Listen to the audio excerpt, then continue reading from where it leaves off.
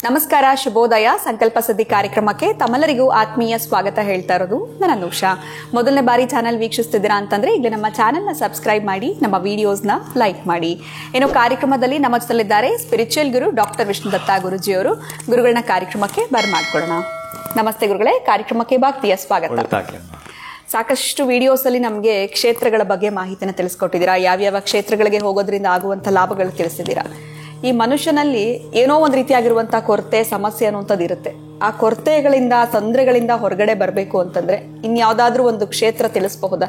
ಇದಕ್ಕೆ ಭೇಟಿ ನೀಡೋದ್ರಿಂದ ಆಗಿರ್ಬೋದು, ಅಲ್ಲಿ ದರ್ಶನ ಪಡೆದುಕೊಳ್ಳೋದ್ರಿಂದ ಆ ಒಂದು ಕೊರತೆಯಿಂದ ಹೊರಗಡೆ ಬರೋದಕ್ಕೆ ಸಹಾಯ ಆಗುತ್ತೆ ಅಂತ ಇದ್ರ ಬಗ್ಗೆ ತಿಳಿಸ್ಕೊಡಿ ಗುರುಗಳು. ಓಂ ವಿಶ್ವಸ್ಮೈ ನಮಃ. ಪ್ರೀತಿಯ ಬಂಧುಗಳೇ, ಇಂತಹದ್ದಂಥ ಕೊರತೆಗಳು ಹೇಳಕ್ಕೆ ಬರಲ್ಲ ಮನುಷ್ಯನಿಗೆ.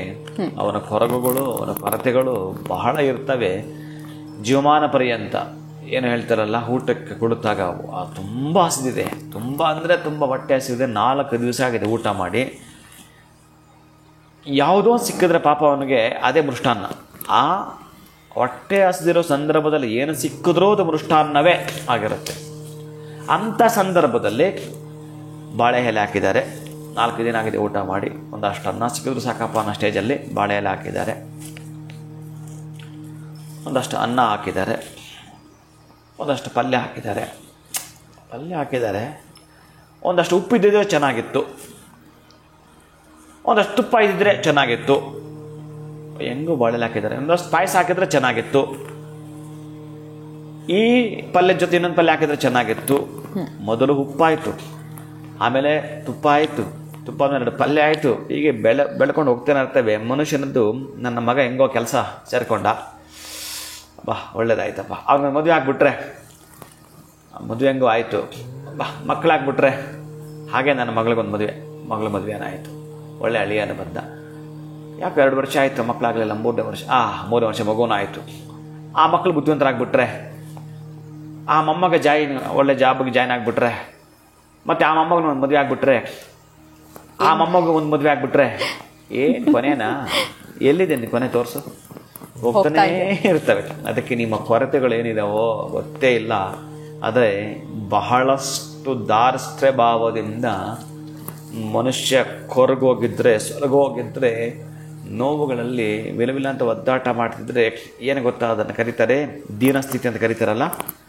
ಅಂದರೆ ಭಿಕ್ಷಾಚಟನೆಯ ಬದುಕೇನಾದರೂ ತಲುಪಿದ್ದರೆ, ಅದು ಮೀನ್ಸ್ ಜೀವನ ಮಾಡಲಿಕ್ಕೆ, ಅಥವಾ ಅವ್ರ ಹತ್ರ ನಾವು ಸಾಲಗಳು ಆ ಕಡೆದು ಈ ಕಡೆಗೆ ಇವ್ರ ಹತ್ರ ತಗೊಳ್ತೀವಿ, ಅವ್ರ ಹತ್ರ ತಗೊಳ್ತೀವಿ, ಇವ್ರು ತೆಗೆದು ಅವ್ರು ಕೊಡೋದು, ಅವ್ರದ್ದು ಇದೇನೋ ನಡೀತಾ ಇದೆ ಅಂತಂದರೆ, ಬಹುಶಃ ನೀವು ಕೇಳಿದ್ದಕ್ಕೆ ಒಂದು ನಾನು ಆ ಪ್ಲೇಸ್ ಹೇಳುತ್ತೇನೆ.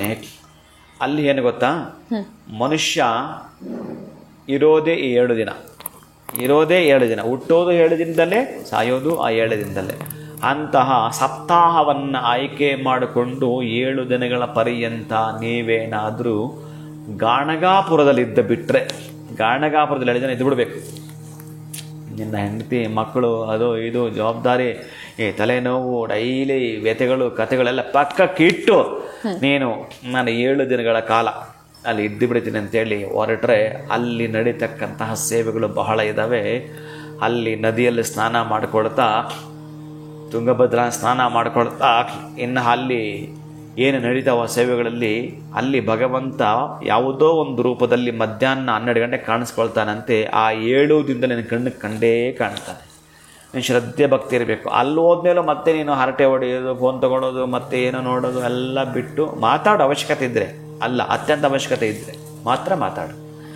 ಇನ್ನು ಅದರ ಜೊತೆಗೆ ಅಲ್ಲಿ ದತ್ತದೇವರನ್ನು ಸ್ಮರಣೆ ಮಾಡುತ್ತಾ 7 ದಿನಗಳ ಪರ್ಯಂತ ಅಲ್ಲಿ ನೀನು ಠಿಕಾಣಿ ಬಿಡಪ್ಪ.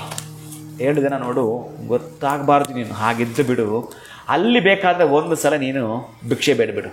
ಯಾವ ಥರದ ಭಿಕ್ಷೆ?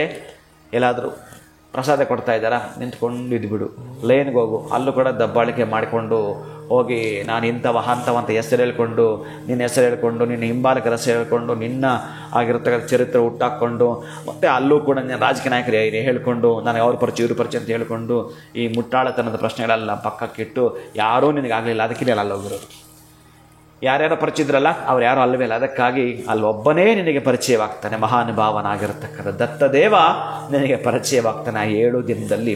ಅಂತಹ 7 ದಿನಗಳ ಪರ್ಯಂತ ಅಲ್ಲಿ ಇದ್ದು ಬಿಟ್ಟು ಮೌನವಾಗಿ ಅಲ್ಲಿರ್ತಕ್ಕಂತಹ ವೃಕ್ಷ ಇದೆಯಲ್ಲ, ಔದುಂಬ ವೃಕ್ಷ, ಅಲ್ಲಿ ಕುಳಿತು ಓದ್ತಾ ಇರ್ತಾರೆ ಜೀವನ ಚರಿತ್ರೆಯನ್ನು.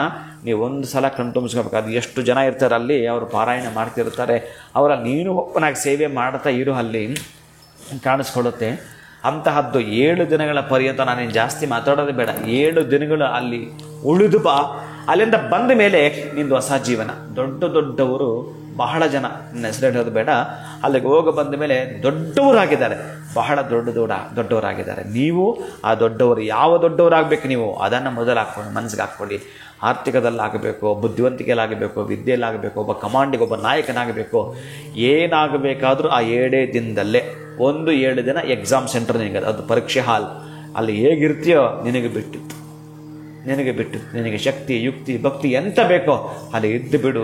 ಇದ್ದು ಆ ನೀರಲ್ಲಿ ಮಿಂದೆದ್ದು ಆಚೆ ಬಾ. ಅಲ್ಲಿಂದ ನೀನು ಕಟ್ಕೊಳ್ತಕ್ಕಂಥ ಬದುಕಿದೆಯಲ್ಲ, ಅಷ್ಟು ಸಾಮಾನ್ಯವಾಗಿರಲ್ಲ.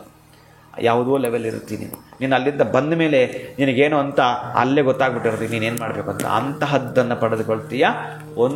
ನೀವು ಆಯ್ಕೆ ಮಾಡಿಕೊಂಡು ಯಾವತ್ತಾದರೂ ಸರಿ ನಾವು ಪ್ಲ್ಯಾನ್ ಮಾಡಿಕೊಳ್ಳಿ 7 ದಿನ ಅಲ್ಲಿ ಇರಲಿಕ್ಕೆ. ಇನ್ನು ಬೇರೆ ನಾನು ಏನು ಹೇಳೋದೇ ಬೇಡ. ನಾ ಭೂತೋ ನಾ ಭವಿಷ್ಯ. ಖಂಡಿತ ಗುರುಗಳೇ, ನೀವು ಹೇಳಿದಂತೂ ಚೆನ್ನಾಗಿತ್ತು. ಪ್ರಾರಂಭದಲ್ಲಿ ಪ್ರತಿಯೊಬ್ಬ ಮನುಷ್ಯನಿಗೂ ಆಸೆ ಅನ್ನೋದಕ್ಕೆ ಎಂಡಿಂಗ್ ಅನ್ನೋದೇ ಇರೋದಿಲ್ಲ ಅಂತ ಹೇಳ್ಬೋದು, ಹೇಗೆ ಕಂಟಿನ್ಯೂ ಆಗ್ತಾ ಇರುತ್ತೆ ಅಂತ. ಜೊತೆಗೆ 7 ದಿನಗಳು ನಮ್ದಲ್ಲ ಅನ್ನೋದನ್ನ ಪಕ್ಕಕ್ಕಿಟ್ಟು ನಾವು ಆ ಕ್ಷೇತ್ರದಲ್ಲಿ ಇದ್ದು ಬರೋದ್ರಿಂದ ಖಂಡಿತ ನಮ್ಮ ಕೊರತೆಗಳೆಲ್ಲ ಕೂಡ ಹೊರಗಡೆ ಬರ್ಬೋದು, ನಮ್ಮ ಸಮಸ್ಯೆಗಳಿಂದ ಅಂತ ತಿಳಿಸಿದ್ದೀರಾ. ಧನ್ಯವಾದಗಳು ತಮಗೆ. ನಮಸ್ಕಾರ. ಹರೇ ಶ್ರೀನಿವಾಸ. ಇನ್ನು ಯಾವ ಒಂದು ಕ್ಷೇತ್ರಕ್ಕೆ ನಾವು ಭೇಟಿ ನೀಡಬೇಕಾಗತ್ತೆ, ಮನುಷ್ಯನ ಕೊರತೆಗಳಿಂದ ಹೊರಗಡೆ ಬರಬೇಕು ಅಂತಂದ್ರೆ ಅನ್ನೋದ್ರ ಬಗ್ಗೆ ನಮಗೆ ಗುರುಗಳು ಬಹಳ ಅಚ್ಚುಕಟ್ಟಾಗಿ ತಿಳಿಸ್ಕೊಟ್ಟಿದ್ದಾರೆ. ವಿಡಿಯೋನ ಮುಗಿಸುವಂತಹ ಸಮಯ ಆಗಿದೆ. ನಮಸ್ಕಾರ.